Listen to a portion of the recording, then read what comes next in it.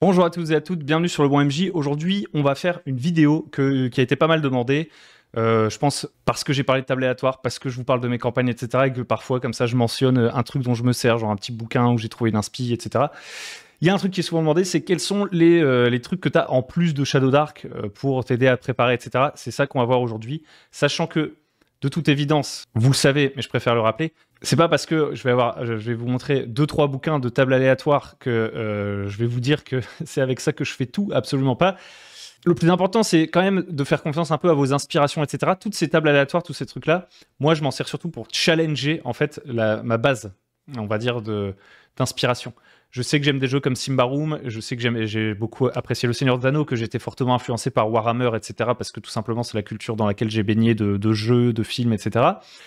Et en fait, quand je veux aller chercher du twist, quand je veux changer des trucs, je vais aller chercher ces tables aléatoires. Je sais, pour l'avoir ressenti parfois moi-même, que des fois, je me suis dit « Ah là là, j'ai pas d'idée et tout ». Et des fois, j'ai pu acheter des livres de tables aléatoires qui m'ont jamais servi. Donc honnêtement, réfléchissez bien. Parce que comme je vais vous en montrer plusieurs, après, vous êtes adulte et responsable, je me suis pas éloigné du côté review pour rien sur la chaîne. C'est parce que je sais qu'à chaque fois que moi je vois ce genre de vidéo, je me dis derrière, ouais, je vais me faire un panier plein de tous ces livres qu'on me conseille là.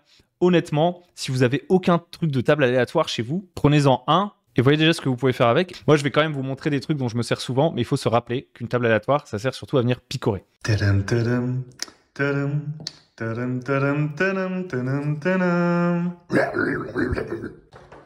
Ok, donc c'est parti. On va regarder un peu les livres dont je me sers en ce moment, vu que c'était très demandé. Donc, je vous ai bien eu, Shadow Dark. Ce n'est pas une blague. Je sais qu'on est là pour parler de trucs, de tables aléatoires, de machin, très certainement, que c'est ça qui vous intéresse le plus, de trucs tiers à Shadow Dark, puisque vous savez déjà que j'y joue. Mais en réalité, pour improviser et tout, je me sers énormément tout simplement de Shadow Dark. Déjà ici, j'ai une bonne petite liste de noms. Et en termes de rencontres aléatoires, j'ai pas mal d'inspi.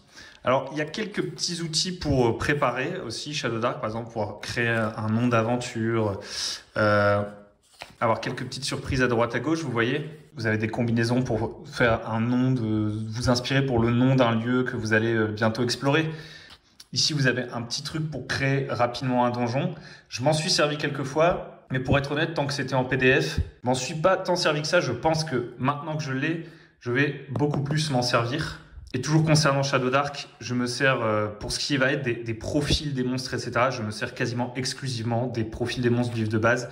Et pour les objets magiques, je me sers quasiment exclusivement dans la campagne que je joue actuellement de trucs qu'il y a dans le bouquin. Alors, vous allez me dire, mes PJ n'ont pas trouvé beaucoup d'objets magiques. Il serait peut-être temps que je pense à en mettre un petit peu plus. Voilà. Ce que je voulais dire, et d'ailleurs, c'est une sorte de truc pour prévenir avant qu'on aille plus loin, c'est que le but de cette vidéo, c'est de répondre à la question qui m'a été posée, mais honnêtement, vous n'avez pas besoin d'avoir 1 milliard de tables aléatoires. La plupart des bouquins de tables aléatoires ont beaucoup de redondance, vous comprendrez. Et d'ailleurs, pour choisir ceux que je vais vous montrer, j'ai décidé de vraiment me concentrer sur ceux dont je me sers le plus. Mais quand je dis que je m'en sers le plus, ça ne veut pas dire que je m'en sers tout le temps. Je m'en sers souvent quand même pour ma campagne, notamment quand je suis dans des grosses phases de préparation. Mais il faut bien comprendre que c'est des bouquins dans lesquels vous allez aller picorer. Et comme vous allez picorer dedans, il ne sert à rien dans l'absolu d'en avoir 15 000.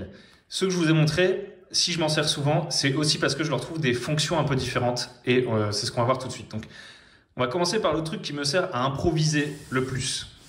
Je vous en ai déjà parlé plein de fois, mais pour improviser, j'ai toujours ça sur mon bureau à côté de mon ordinateur. À quoi ça me sert? Ces petites cartes, ce sont les cartes Musée Oracle qui sont à la fois des oracles, comme leur nom l'indique, qui peuvent servir à du jeu de rôle solo, etc., pour avoir des idées. Mais à la base, c'est aussi un jeu. Vous pouvez l'avoir en PDF, vous pouvez l'avoir sous forme de livre, vous pouvez l'avoir sous forme de carte. Il y a plusieurs manières de faire. Moi, ce que j'aime bien avec ce fait d'avoir des cartes, c'est que si vraiment je dois aller très vite aller chercher une idée, je trouve que c'est le meilleur truc. Parce qu'en fait, juste en tirant une carte, j'ai plein de mots. Par exemple, ici, j'ai tiré une carte. Tout autour de cette carte, vous voyez déjà, j'ai des mots un peu aléatoires qui sont fort pratiques. Alors, on retrouvait cette idée qui avait été reprise dans le Tome of Dungeon Design, Tome of Adventure Design, un truc comme ça, qui est un bouquin qui est souvent plébiscité, mais que moi, honnêtement, je trouve pas du tout pratique, si vous voulez mon avis. Alors, c'est pas pour le descendre, mais je trouve qu'il est big, que c'est du texte. Néanmoins, autour des pages, ils avaient fait cette petite nouveauté dans la nouvelle édition, de mettre des mots partout autour qui peuvent être évocateurs, mais le livre est trop gros pour être utilisé, pour improviser selon moi. Donc c'est vraiment de hard prep. Mais bref, je suis en train de me perdre, je vous parle de ce dont je me sers, nom de Dieu. Donc vous voyez, vous avez des petits mots autour qui peuvent tout de suite provoquer une idée, potentiellement. Et ensuite, voilà, vous avez différents trucs, par exemple, oui mais, c'est-à-dire il y a un PJ qui vous pose une question, est-ce qu'il y a un trésor dans cette pièce? Oui mais, je tire la carte oui mais, et donc oui mais il y a un serpent dans le coffre. Bon, ça je le dis pas tout de suite au PJ, mais moi j'y pense. Ensuite vous avez aussi une petite image, vous voyez à chaque fois ça change, tout change d'une carte à une autre. Il faut bien comprendre que ça c'est pas un symbole qui fait partie du jeu ou je sais pas quoi.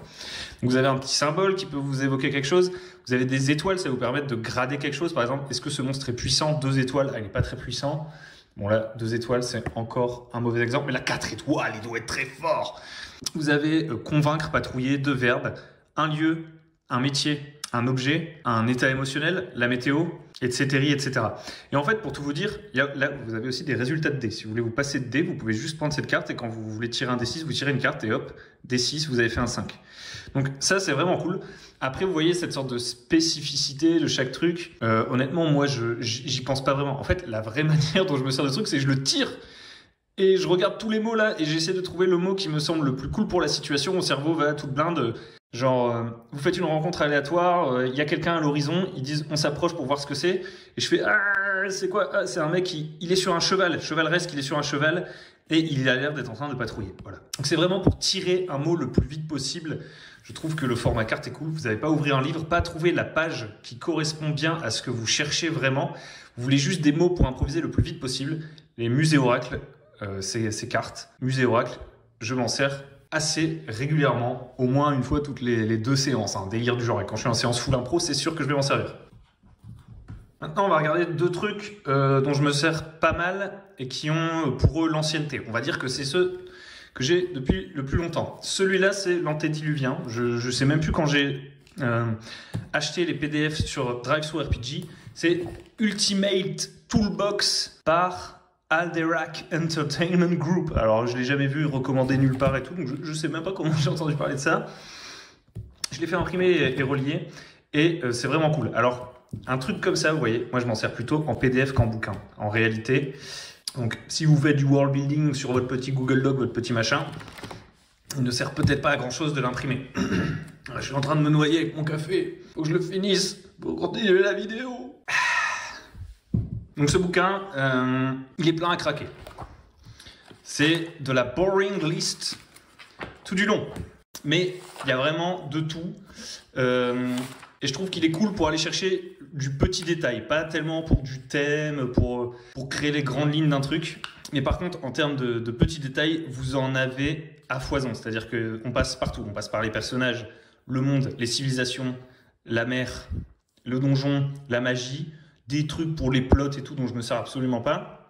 Mais en fait, quand vous allez dans la sous-catégorie, voilà, vous allez chez les personnages, il y a insanities, donc les folies, les phobies, les inhéritances, les hobbies, les tatouages, les marques de naissance, c'est n'importe quoi. Les vertus, works of mercy, donc c'est-à-dire genre les travaux d'intérêt généraux entre guillemets, mais enfin bon, c'est plus lié à un culte, hein, qu'on s'entende bien. Vous avez des trucs par classe. Après, voilà, vous avez des noms de cités à foison, des noms de villages à foison. À quoi ressemble le bastion ou la tour de guet du village? Comment s'habillent les gens dans ce pays? La forme de gouvernement? Des petits nobles déjà créés, par exemple, l'archiduc Wizard, baron de Kellendam, qui organise le plus souvent possible des fêtes. Donc vraiment, vous en avez une tétrachie. Hein. Là, c'est vraiment, on va dire, le livre de la quantité. Et c'est bien d'avoir un livre de la quantité parce que là où les autres sont plus spécialisés, et donc quand vous savez ce que vous voulez faire, ou quand vous êtes plutôt dans un processus de, voilà, comment dire, vraiment poser les fondations et tout, il y a des livres qui sont mieux, mais quand vous voulez aller faire du petit détail, quand vous voulez commencer à faire des trucs bizarres, ou vraiment challenger l'originalité de votre univers, ça c'est cool parce que c'est vraiment des tout petits concepts par milliers. Donc celui-là, je m'en sers quand même assez souvent, par exemple, pour créer la cité de Pagor, je m'en suis pas mal servi. Alors, j'ai pas du tout fini de créer la cité de Pagor puisque mes PJ ils vont pas. Mais voilà, des traits d'armes et tout. Si vous voulez vous amuser à un moment donné à créer un magasin d'un magicien, un truc bidule, là vous avez des trucs.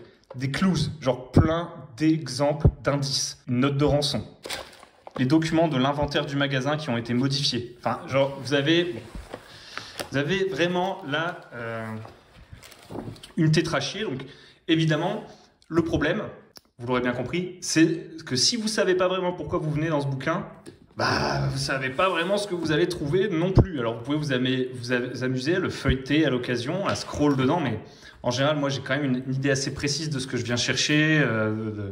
Souvent, la base de ce que je veux faire ne me vient pas d'une table aléatoire. La table aléatoire, c'est pour venir amener du détail. Donc, il est rare que je m'amuse à feuilleter ça. Un truc quand même à noter qui est vraiment cool, et ça, par contre, je m'en sers très souvent en partie, donc plutôt sous la forme de PDF, comme on a dit, c'est qu'il y a vraiment beaucoup de noms. Il y a des prénoms aztèques, basques, bulgares, chinois, français, finnois, égyptiens, Afrique de l'Est. Vous avez beaucoup de noms et ça, c'est très pratique. Donc ouais, celui-là, on va dire que c'est la réserve. C'est la réserve. Maintenant, si vous voulez un truc un peu plus spécialisé et dont je me sers aussi depuis un bon moment maintenant, c'est Worlds Without Number de Kevin Crawford, Role Playing Game. Par nominé RPG, nominé je sais plus. C'est un jeu de rôle. Il y en a deux autres. Il y a Stars Without Number. Il y a aussi Cities Without Number. Enfin voilà, il a créé des jeux. C'est un jeu. C'est pas que des tables aléatoires. Je ne me sers pas des règles, même si c'est des systèmes qui sont vraiment plébiscités globalement pour faire de la campagne avec un peu de crunch, etc. Et voilà, moi, voilà, ce genre de feuilles de personnages-là, ça m'intéresse moyennement. Donc, le jeu a l'air cool. En vrai, je dis ça, le jeu a l'air pas compliqué, mais je le trouve pas aussi pratique que mon Shadow Dark. Il me correspond moins. Par contre, il a de très bonnes... au-delà d'avoir des tables aléatoires, il y a aussi d'assez bonnes instructions. Si vous n'avez aucune méthode pour préparer, bah vous pouvez commencer par là. Moi, à force, je ne suis pas vraiment les méthodes qui sont préconisées par des bouquins, etc. Mais j'en ai lu beaucoup pour affiner ma manière de faire. Et donc, si vous partez de rien, honnêtement, je pense que vous avez des bonnes, on va dire, procédures. C'est-à-dire que si vous voulez commencer à créer une communauté, si vous partez d'un village rural, il va vous donner... c'est ça qui est excellent, en fait. J'ai envie de dire, ce qui est vraiment bien, c'est qu'il vous donne aussi les questions à vous poser. Il ne vous donne pas seulement les réponses. Vous voyez, si je tire ce bouquin, il y a trop de questions. Je ne vais pas, à chaque fois que je crée une ville, aller dans toutes les tables de ville qu'il me propose. Il y a beaucoup trop de détails. Donc, ce serait une erreur de me servir de ce livre comme d'un guide, si vous voulez mon avis. Même s'il a des conseils... je suis médisant parce qu'il y a des conseils pour vous guider. Je ne les ai pas lus. C'est trop massif. Là, voilà, un village rural, il vous pose les questions. Et ça, c'est intéressant parce que vous allez vous souvenir de ces questions. Et donc, les prochaines fois que vous voudrez créer un village, vous ne serez plus forcément obligé de revenir ici pour improviser, etc. Ça vous muscle un peu plus que juste avoir une liste de mots pour improviser, quoi. Là, vous avez la raison pour laquelle ce village existe. Ça, c'est une bonne question à se poser. Quand on va dans un village, en général, il n'est pas là pour rien. Alors, des fois, ça arrive, et c'est ça qui est intéressant, c'est de jamais faire d'une règle une généralité totale. Et quand il y a des exceptions, justement, c'est ça le twist. Mais la plupart du temps, quand un groupe d'humanoïdes s'installe quelque part, il y a une bonne raison. Et bien, ça, c'est une bonne question à se poser. Et ici, vous avez des idées de réponse. Qui le dirige? Qui sont les personnages significatifs de ce village? Quel est leur problème actuel? Et des accroches. Voilà. Ça vous donne aussi une trame, donc c'est assez intéressant. Maintenant, dans des major cities, vous voyez, ça continue. Vous avez pourquoi la cité existe. Donc là, c'est un peu la même chose que le village. En fait, c'est la même chose. Pour une ville, pour une tribu. Mais on va avancer un peu. Par exemple, ça, c'est excellent. Ça, c'est vraiment le meilleur truc du bouquin. Ce sont les community tags. Donc ça, c'est plutôt un thème pour le village, vous voyez.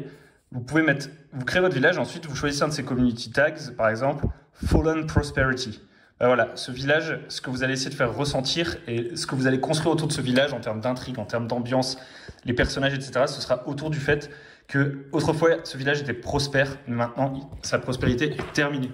Et pour chacun de ces tags, vous avez un petit paragraphe qui vous aide, qui vous décrit un peu plus le thème. Donc c'est vraiment très très complet. Et voilà, vous n'avez pas que ça. Vous avez des cours criminels, des courts business. Donc tout ça, c'est plutôt pour créer, on va dire, un écosystème d'intrigue. Voilà, et ça se développe. Alors, j'ai pas envie de me planter, mais il me semble que le jeu est gratos. Vous pouvez trouver le PDF gratos. Mais à mon avis, la version gratos n'a pas les tables, elle a que la partie jeu du début. Donc à vérifier, mais sinon voilà, franchement, c'est pas... Les trucs que je vous présente, honnêtement, je considère que c'est de l'argent que j'ai bien investi. Donc après, c'est à vous de voir, je ne veux pas vous pousser à l'achat. C'est vous qui me demandez de me... 1, 2, 3. C'est vous qui me demandez...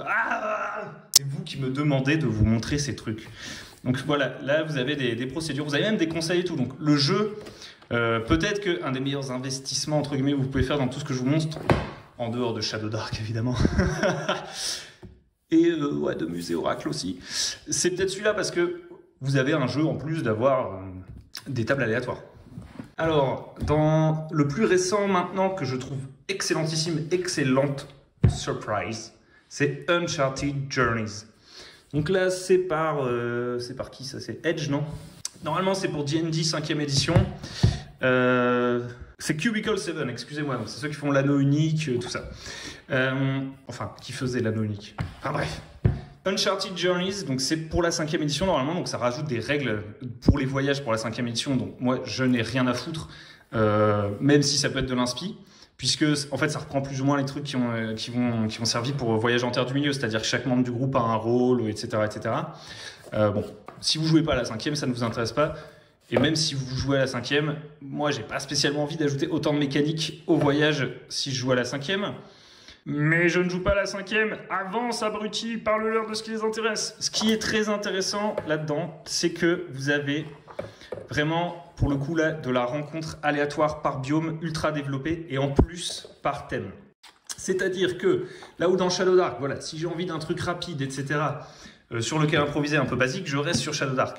Mais si j'ai le temps et si j'ai envie de me dire, alors, qu'est-ce qu'on va faire dans cette région, qu'est-ce que j'ai envie de montrer et tout, ce livre-là, je peux le lire, c'est-à-dire que je peux passer du temps à le lire. Là où Shadow Dark, ce qui m'intéresse, c'est qu'en une phrase, j'ai une rencontre aléatoire. Ici, c'est un petit peu plus poussé, et donc ça va plutôt vraiment me donner des idées. Si je suis sur une zone côtière, déjà, ça c'est excellent. Ça, je pense que c'est un des meilleurs trucs.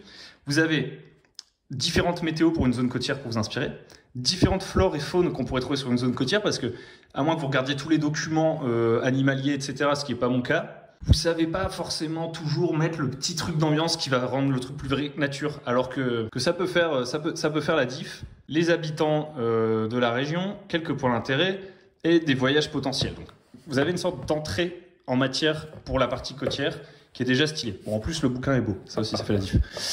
Et ensuite, voilà, c'est ça qui est excellent, c'est que vous avez des tables aléatoires de différents types de rencontres par catégorie, c'est-à-dire ressources cachées.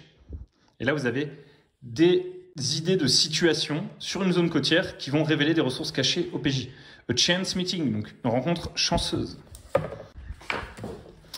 A bump on the road, là ça va plutôt être un petit truc quoi, sur la route qui se passe. Needing assistance, on rencontre quelqu'un qui a besoin d'aide. Danger afoot, le danger est droit devant. Natural wonders, des merveilles naturelles. Un endroit où se reposer, une chasse aux monstres. Vous avez plein de petits trucs. A dark places, all memories. All right, c'est un cours d'anglais. On continue. Deadly fights, fateful encounters. Bref, vous aurez compris que là où Shadow Dark, c'est par exemple 50 entrées, qui la plupart du temps sont des monstres sont en train de faire ça, ou alors des sables mouvants, un truc pour aller vite, pour compliquer la situation, ce genre de truc. Là, vous avez plus des inspirations, je trouve, pour vraiment vous reposer. Vous allez pouvoir les détourner et tout.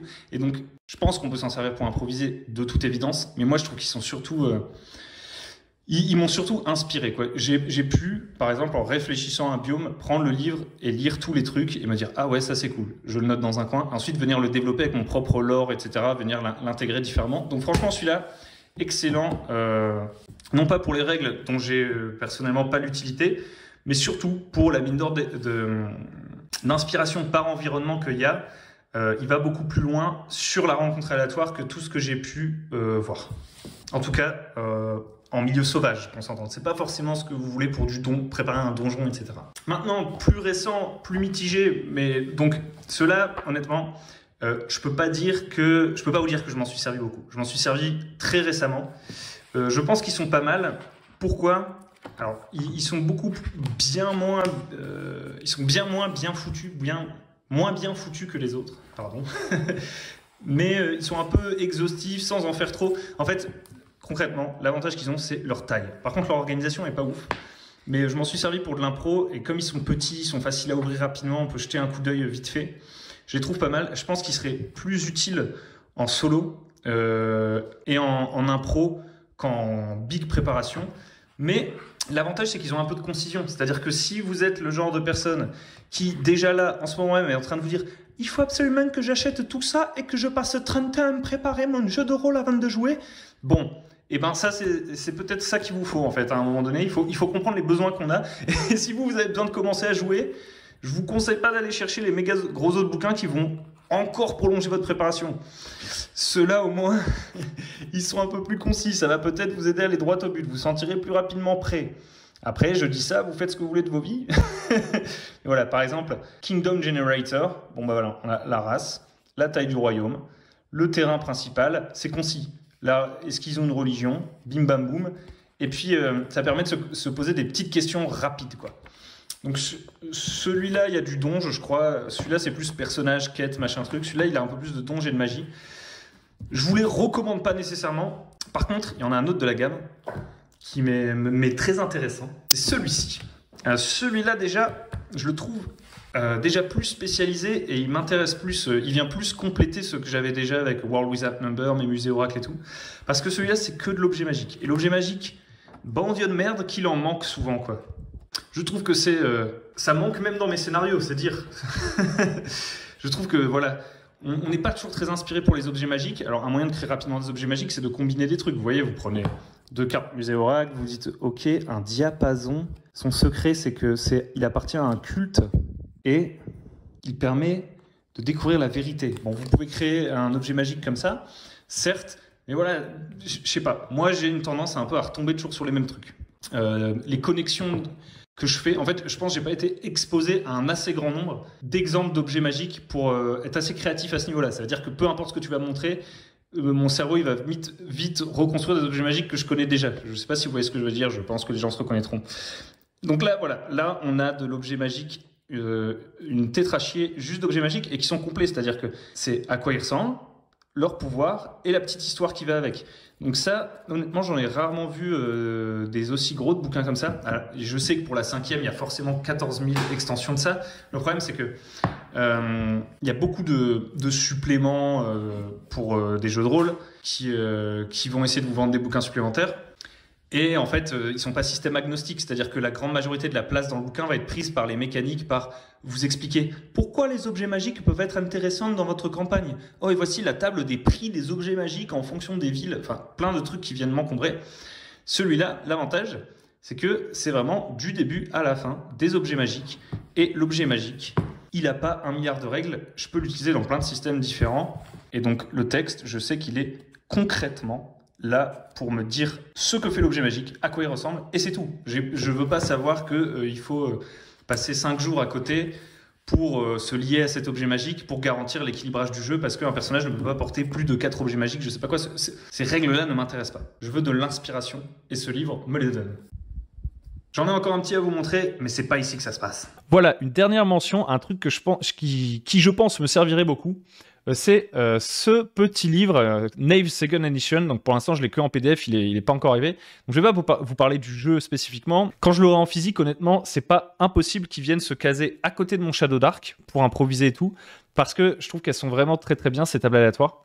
Ça ressemble un peu à Musée Oracle dans le sens où c'est que des petits mots, mais c'est beaucoup plus orienté de dungeon crawl. Enfin, les trucs que je trouve plus dur à improviser personnellement, parce que quand on part sur vraiment du full narratif et tout, ça va, moi, j'arrive à improviser. Mais quand j'ai besoin de défis, de pièges, de trucs assez spécifiques, il faut un truc un peu plus spécialisé, je pense. Et ici, c'est pas mal. Donc, bon, là, c'est les règles du jeu. Alors déjà, par exemple, rien qu'avec les règles du jeu, vous avez une liste de 100 carrières. Si, par exemple, vous voulez avoir plus de carrières que dans Shadow Dark, c'est pas mal. Mais bon. Donc, on va avancer. Voilà. Travel Shifts. Donc ça, c'est des trucs qui changent de météo, des trucs qui se passent, des événements de voyage. Et ben, vous en avez 100. Et ça, c'est cool. Ça, c'est cool. Et ils sont hyper concis. Donc c'est pour ça que je trouve ça cool. Parce que si on reprend par exemple ce que je vous ai montré tout à l'heure, le Toolbox Ultimate, là, si j'ai besoin d'un truc rapidement, je vais sûrement pas le trouver dans mon Toolbox machin là. Alors que ça va assez vite. Pareil, cette règle, ce truc-là de jeter un D6 pour voir qu'est-ce qui se passe pendant un voyage, une rencontre, de la fatigue, une ressource qui s'épuise, un changement, un travel shift justement, le signe de quelque chose, quelque chose comme ça. En soi, c'est pas vraiment une table aléatoire, mais c'est une petite mécanique que je peux facilement importer dans mon Shadow Dark. Quand je suis dans un voyage, je peux utiliser ça sans me servir de Nave, vous voyez. Donc, il y a plusieurs trucs intéressants comme ça. Donc, on va avancer parce que je ferai peut-être une review, j'en sais rien. Peut-être pas d'ailleurs, mais le but de notre vidéo, c'est pas parler de ça. Donc voilà, vous avez à chaque fois 100 signes, 100 trucs à chaque fois. En un seul mot, c'est ça qui est efficace pour improviser. Donc des signs, location, 100 localisations différentes. Donc je pense que ça peut aussi servir au world building. Des traits d'endroit, des structures. Voilà, vous avez de quoi combiner rapidement des mots et créer quelque chose. Et en fait, c'est plus classé par thème et par vraiment univers de fantasy, etc. En fait, on va dire que c'est plus des trucs pour faire du world building ou improviser, on va dire, un bac à sable. Là où Musée et Oracle, quand même, il y a beaucoup de trucs qui sont, je dirais, un peu plus adaptés à du jeu de rôle solo ou à faire avancer la narration plus qu'à créer le contexte. C'est ça que j'ai envie de dire. Alors que là, c'est très spécifique sur le contexte. Donc ça, c'était pour le voyage, mais vous avez la même chose pour les donjons, avec des changements dans le donjon, genre les plantes se mettent à éclore, une porte se ferme. Ça, c'est excellent. Ça, c'est souvent un truc, on a du mal à y réfléchir, je trouve. On a toujours les mêmes idées qui reviennent, pas très fraîches, pas très neuves, sans idée de pièces pour le donjon, mais de leur fonction, en fait. Une librairie, les latrines, le laboratoire. Enfin bref, vous en avez une centaine. Un détail pour la pièce, un thème pour la pièce, sans effet de piège différents, sans type de donjon différents, sans hazards, donc on va dire que c'est pas vraiment des pièges, mais c'est des trucs qui se passent, quoi. Des mécanismes aussi, comme ça vous pouvez combiner l'effet du piège et un mécanisme, et hop, vous avez un piège. Je trouve que c'est vraiment excellent. Pour les rencontres, pareil, sans activité. Vous voyez, je parlais de Shadow Dark. Shadow Dark, il a 8 activités proposées, mais c'est parce que Shadow Dark, il essaye d'être plus épuré, et à terme, c'est plutôt votre tableau de bord. Je pense que, par exemple, 100 activités différentes à tirer, vous voyez, en pleine partie, c'est un peu plus lourd. Vous voyez, moi, c'est beaucoup plus facile d'improviser pour moi à partir de en train de chasser, en train de manger, en train de construire un truc, en train de socialiser, en train de garder un truc, en train de dormir, que kidnapping, dancing. Genre, vous tombez sur une encounter où ils sont en train de danser, vous voyez. C'est un peu plus exotique. Donc, je pense que, a priori, la plupart du temps, je partirai sur mon Shadow Dark. Et c'est quand j'ai envie de mettre soit du weird, soit créer mes propres tables de rencontres aléatoires que j'irai plus sur Nave. Après, je vous en dirai plus quand je l'aurai à mes côtés. Je pense qu'il ne va pas être très gros, donc il ne prendra pas beaucoup de place sur mon bureau et je pourrais m'en servir comme référence, là où Shadow Dark me servira comme référence de règles, etc. Bon, ensuite, vous avez les sorts du jeu, ça ne nous intéresse pas vraiment, même si ça peut vous donner des idées de sorts, hein, bien sûr. Vous avez 100 sorts. Là, vous avez des trucs pour générer des nouveaux sorts, par exemple, effet, qualité, ça c'est vraiment pas mal. Effet, qualité et tout, par exemple, pour créer les objets magiques, c'est cool. Une bouilloire, elle a l'air magique. Là, le joueur dit, et c'est quoi son effet magique? Et bah hop, là t'as 100 effets magiques. Donc en combinant des effets, des éléments, des formes, c'est un truc qu'on retrouvait dans Maze Rats, dont j'ai parlé dans des très vieilles vidéos, je crois. On peut créer vraiment des trucs très variés. Aussi sans mutation, sans désastre, sans école de magie. Voilà, sans symbole, sans domaine pour créer des dieux. Donc c'est un peu plus concis que d'autres trucs, et il y en a vraiment beaucoup dans chacune des catégories, et ce sont des grandes catégories de la fantasy. Vous voyez, c'est quand même déjà un petit peu plus rationalisé que le méga Ultimate Toolbox, où on avait le nom une table entière pour le nom du petit chien du roi, quoi. Et voilà, vous avez des trucs pour les objets, vous avez... Je scroll... Vous faites une idée du truc. Donc je pense que ça va être vraiment excellent aussi. Et je pense que ça terminera un petit peu de boucler. Je pense que ça va être une petite tuerie pour venir faire un petit puzzle avec des mots et essayer d'inventer des choses, etc. Je pense d'ailleurs qu'il remplacera très rapidement en fait les 2 petits livres Fable Tables que je vous avais montrés. Pas celui avec les objets magiques, mais les 2 autres. En fait, les 2 autres, je les ai depuis un moment et je les trouve pas tip-top. Je pense que pour le besoin spécifique d'avoir un livre qui est pas trop gros avec beaucoup d'idées et quand même trié par catégorie, Nave va être vraiment excellent pour ça. Les gros bouquins, c'est pour quand j'ai le temps, là j'ai envie d'ouvrir mes bouquins, de créer le monde, etc. Nave, ça va être le petit truc pour préparer sur le pouce, un peu spécialisé. Musée Oracle, c'est oh merde, hop, je tire une carte, j'ai un mot tout de suite pour improviser devant mes yeux. C'est comme ça que j'utilise ces choses-là. Ce sont des outils, et ceux dont je vous ai parlé, c'est ceux dont je me sers le plus. Mais il y en a plein d'autres que j'ai achetés que je trouvais pas ouf. Avant de vous précipiter en vous disant que ça va être l'Eldorado, prenez-en un et faites-vous plaisir avec, quoi. Je vous dis à très bientôt sur le bon MJ. Merci de m'avoir écouté et puis bisous.